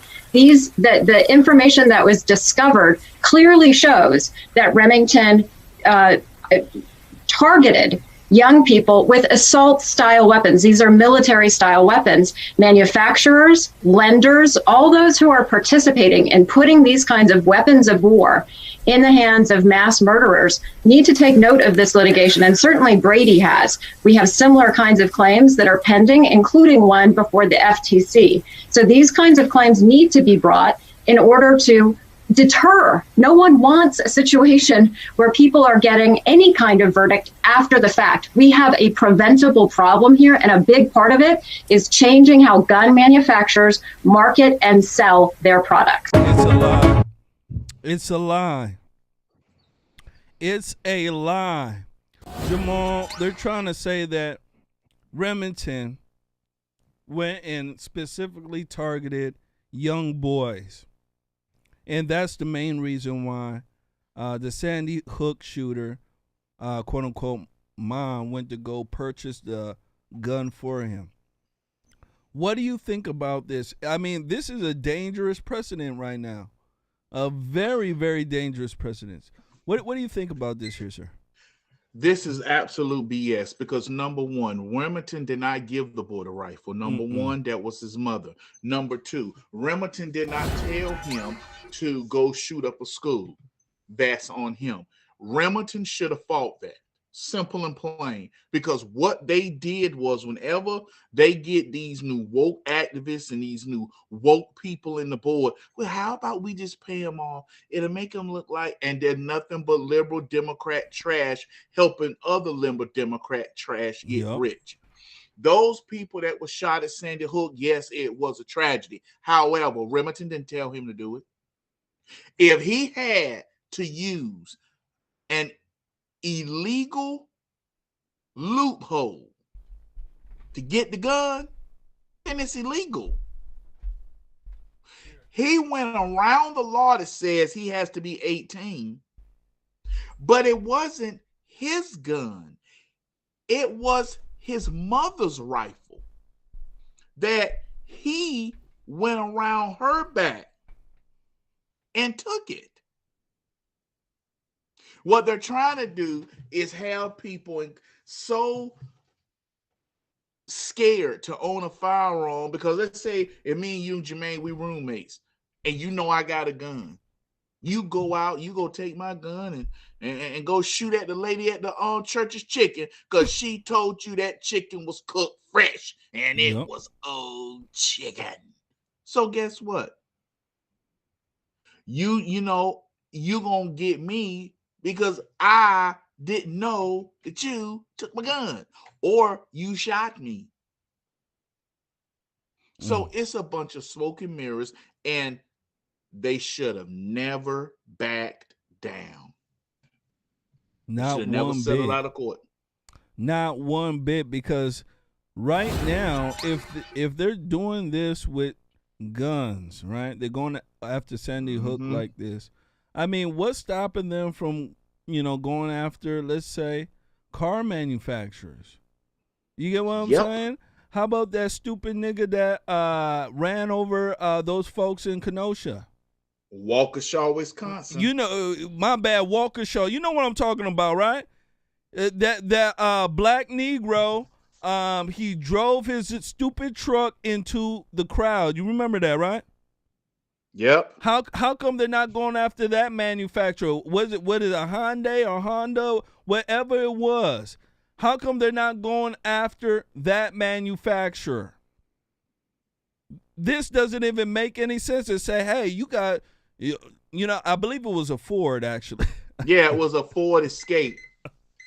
Well, I'm wearing a Ford hat, Ford too. Escape. Shout out to Ford. How come they're not going after Ford, Jamal? They could easily say that, hey, Ford is over here targeting and advertising to dumb niggas in the street. You get what I'm saying? Had Ford not have advertised to dumb niggas, and he would have never picked up this Ford and ran into all these folks. I think we need to go after Ford. How come they're not doing that? And you know what? Back in the days, I don't know if you remember this, Ford used to have a commercial showing people with their feet on the dashboard. Oh, yeah. Yep. When people got into accidents and they were pushed out windows, and you had a survivor who broke both her legs, she sued Ford and won. Ford said they won't gonna put any more commercials out like that. And you know what Ford turned right around and did? Did a commercial like that. Absolutely. So we're not talking about Remington, who said, hey, this is for 18-year-olds and older. If you're not trained with guns, you can't use it. We're not talking about them. We're talking about a an evil boy who took his mama gun. I believe he shot her with it. Mm-hmm.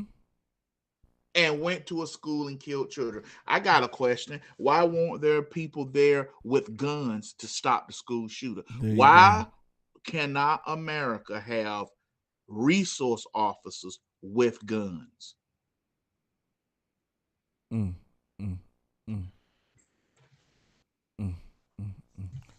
Jamal, shout out to Shannon Olivia Love Patrick. She says, you know the car made her put her legs up. What about women suing cars because they got knocked up in the back seat? That's what I'm saying. And that nigga ran out on them. I know. Somebody need to sue Cadillac. You know, Cadillac make a lot of unexpected babies. You know, you sure had I not had a Cadillac. Ladies and gentlemen, hit that like button. Make sure you do share, all right? Make sure you share. Next one up, I want to speak about Biden. Right now, ladies and gentlemen, let me tell you something. Ukraine-Russia deal. Still tensions there. Russia has pulled back part of their military. Apparently, Putin says it was a military exercise. I kid you not. Okay. So there's still some troops on the border there, but a lot of his military, they're saying about 70% have pulled back. So Biden right now, I think he's jumping on a victory in his eyes. He says that if Russia decides to act in any way, the U.S. is ready to respond decisively. Take a look at this. Today, I'd like to provide an update on the crisis involving Russia and Ukraine. From the beginning of this crisis, I have been absolutely clear and consistent. The United States is prepared no matter what happens. We are ready with diplomacy to be engaged in diplomacy with Russia and our allies and partners to improve stability and security in Europe as a whole. And we are ready to respond decisively to Russian attack on Ukraine, which is still very much a possibility. We have not yet verified the Russian military units are returning to their home bases. Indeed, our analysts indicate that they remain very much in a threatening position. And we've been transparent with the American people and with the world about Russia's plans and the seriousness of the situation so that everyone can see for themselves what is happening. But if Russia attacks Ukraine, it would be a war of choice or a war without cause or reason. I say these things not to provoke, but to speak the truth, because the truth matters. Accountability matters. If Russia does invade in the days and weeks ahead, the human cost for Ukraine will be immense. And the strategic cost for Russia will also be immense. The world will not forget that Russia chose needless death and destruction. Invading Ukraine will prove to be a self-inflicted wound. The United States and our allies and partners will respond decisively. The West is united and galvanized. To be clear, if Russia decides to invade, that would also have consequences here at home. But the American people understand that defending democracy and liberty is never without cost. Hi, everyone. George Stephanopoulos here. Thanks for checking out the ABC News YouTube. So that's what's going on here. So Biden right now, ladies and gentlemen, he is making his move. He's saying if Putin invades Russia, if Putin invades, Ukraine, he's ready to help out NATO. Now, for folks who don't know about this Russia and Ukraine deal, Russia is not a part of NATO, okay? They were sanctioned by NATO because they decided to annex the country of Crimea. Okay, Crimea had a civil war going on there. They had a, pro-Kremlin, guy there. And what they decided to do was help the Kremlin guy take over Crimea, okay? Fully annexing it and being a part of Russia. This is what happened. And he was not supposed to do that. He took advantage of the political situation in that country. And when he did that, that's when a whole bunch of sanctions came from NATO and all these other, world organizations here. So he's been sanctioned for a very long time. You can see it hasn't done anything for him, right? Sanction doesn't really stop Putin. So now, him not being in NATO is an enemy of Putin. I want folks to understand. He doesn't want NATO bases anywhere near Russia or on the border. Ukraine, that used to be a part of the USSR, right? Yep. With Crimea, Belarus, and some other, countries in that area. Ukraine wants to be a part of NATO. That's not going to happen. Russia, let that be known. That's not going to happen. So either the Ukrainian president wants to remain sovereign by saying no, that he's not going to have NATO bases in his country, and he's not going to join NATO. If he says that, Russia will back off. But if he agrees, they're going in. And from what it looks like, Ukraine still wants to be a part of NATO. And this came out of, let me go ahead and transition here before I get you to speak about this. This came out of Sky News in the UK today. Let me go ahead and transition. Came out about 6 hours ago. Ukraine still wants NATO membership after confusion if it might back down to avoid Russian invasion. All right, so what this article goes on and speaks about Zelensky, and it lets folks know that it really boils down to what Zelensky is going to do. Either he's going to join NATO and allow NATO bases in there, or he is not, and he will, remain sovereign and, avoid invasion. What do you think about this thing here, sir? A long explanation, but a lot of people needed to know why this is going on. When it comes to Vladimir Putin and what's going on over there, we are the victims of Joe Biden's administration's foreign policy. Yeah. Barack Obama famously said, "Don't underestimate Joe to F things up." Joe Biden is a horrible and disastrous president. Horrible. Everything has went up under Joe Biden. Everything.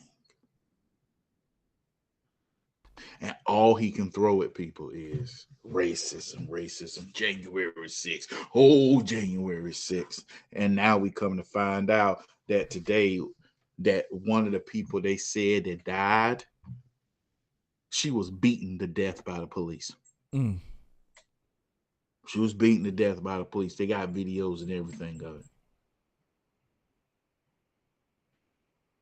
It's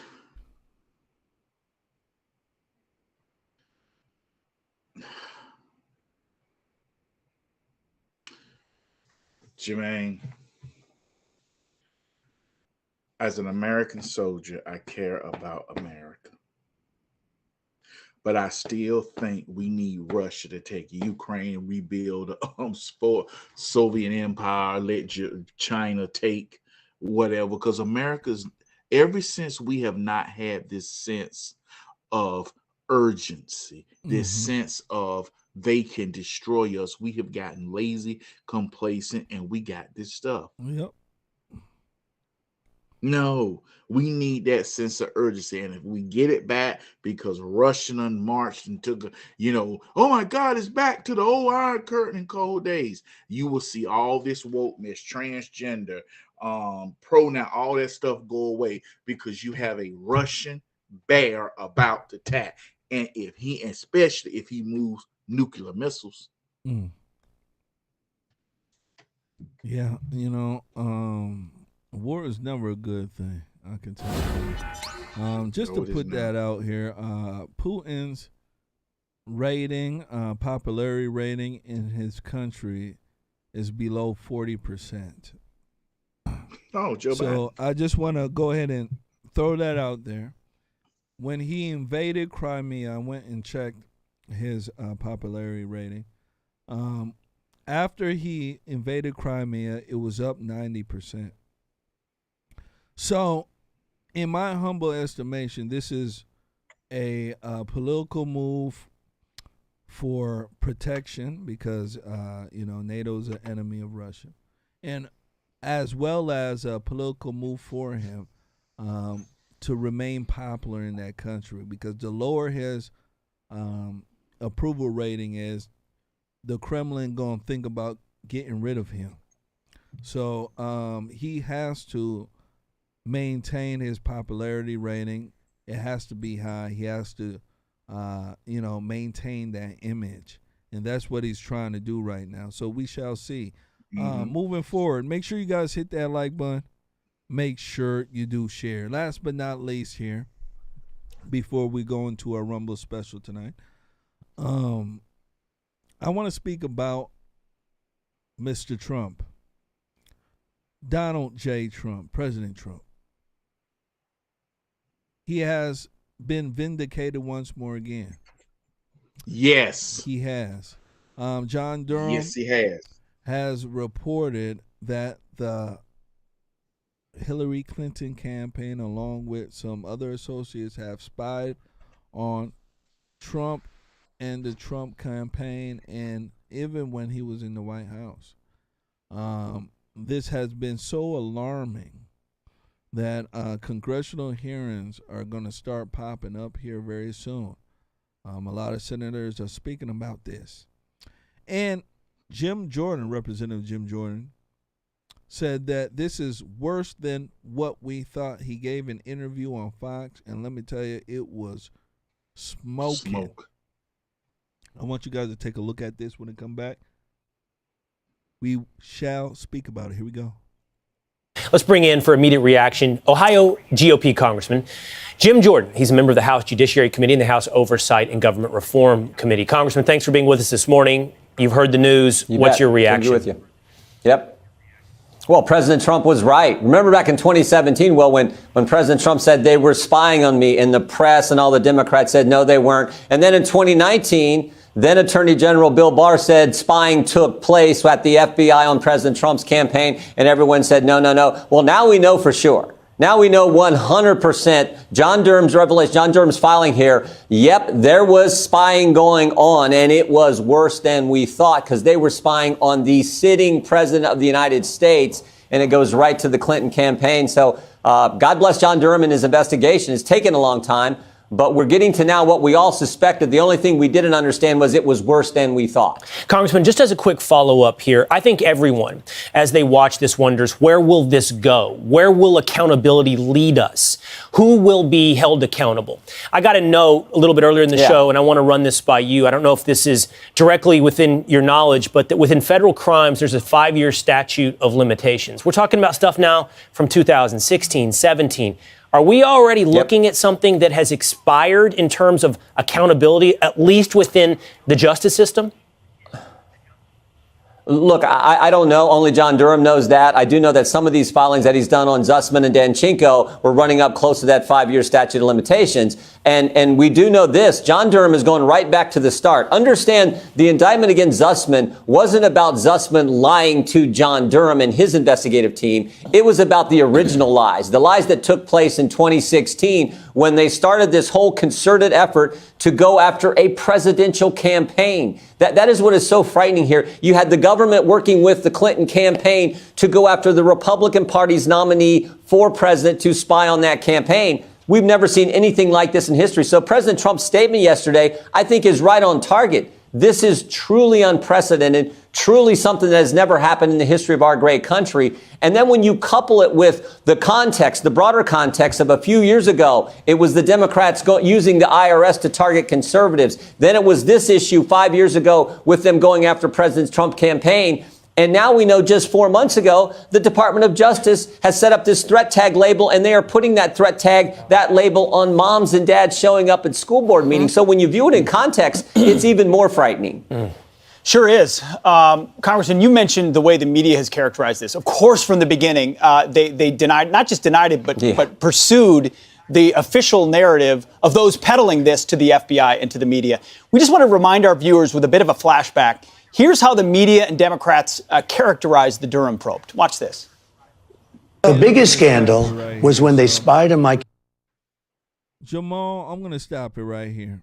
So we basically get the gist of what's going on here. Jim Jordan is letting us know how bad this is. Now, it is bad. It's really bad. Nothing like this has ever happened in U.S. history. And it is so crazy that the mainstream media, the legacy media, is not even speaking about this. I haven't seen a retort from CNN, NBC. I mean, what is wrong with these guys here? They are covering up for Hillary Clinton and Joe Biden. See, here's the thing that comes into question. Everything Donald Trump has been saying has been shown to be correct. Whenever you have someone in 2016 spying on his campaign, they have been caught. People need to go to jail, but this is the problem with having Democrats. Democrats aren't going to want their own to go to jail. They're going to make an excuse. Look what Ilhan Omar said, that anti-Semitic stuff. What happened when she said it? They went on a bill on the floor to condemn anti-Semitism, to condemn racism, didn't address the person who said it. So Republicans need to let people know they're going to investigate. Democrats can't hide it. One of Clinton lawyers, let me read this to you, Jermain, real quick. One of Clinton lawyers want it thrown out. One of Clinton lawyers is saying that this is going to create prejudice against his client because the person got hurt or something and the police was coming to get him, and that's what they said. It should draw precedence against their client. I mean, what the heck? Clinton, she gonna get hers. She will one day, someday, somehow. She will be getting it. Jamal, brother, I'm tired. I am too. Ladies and gentlemen, that's the end of the show. No Rumble tonight. I'm sorry, y'all. I can't make it. I'm tired. I'm tired too. My voice tripping up right now. I want to thank everybody in the Mama's Mama for joining us here tonight. I know some of y'all upset. Don't you worry. Mwah, mwah, mwah. Everything will be all right. All right. Any last words for our beautiful crowd? Thank you, everybody, for coming out tonight. I'm tired. I've been running all day, no chance to stop. American loyalties, she'll surrender to What be the a heck? gold medal contender. Oh. So she made an Olympian bet that she'll earn more. Oh, okay. Look, I'm like, what the look. I'm sitting here like, what the heck is going? But that's this from Fox News popped up.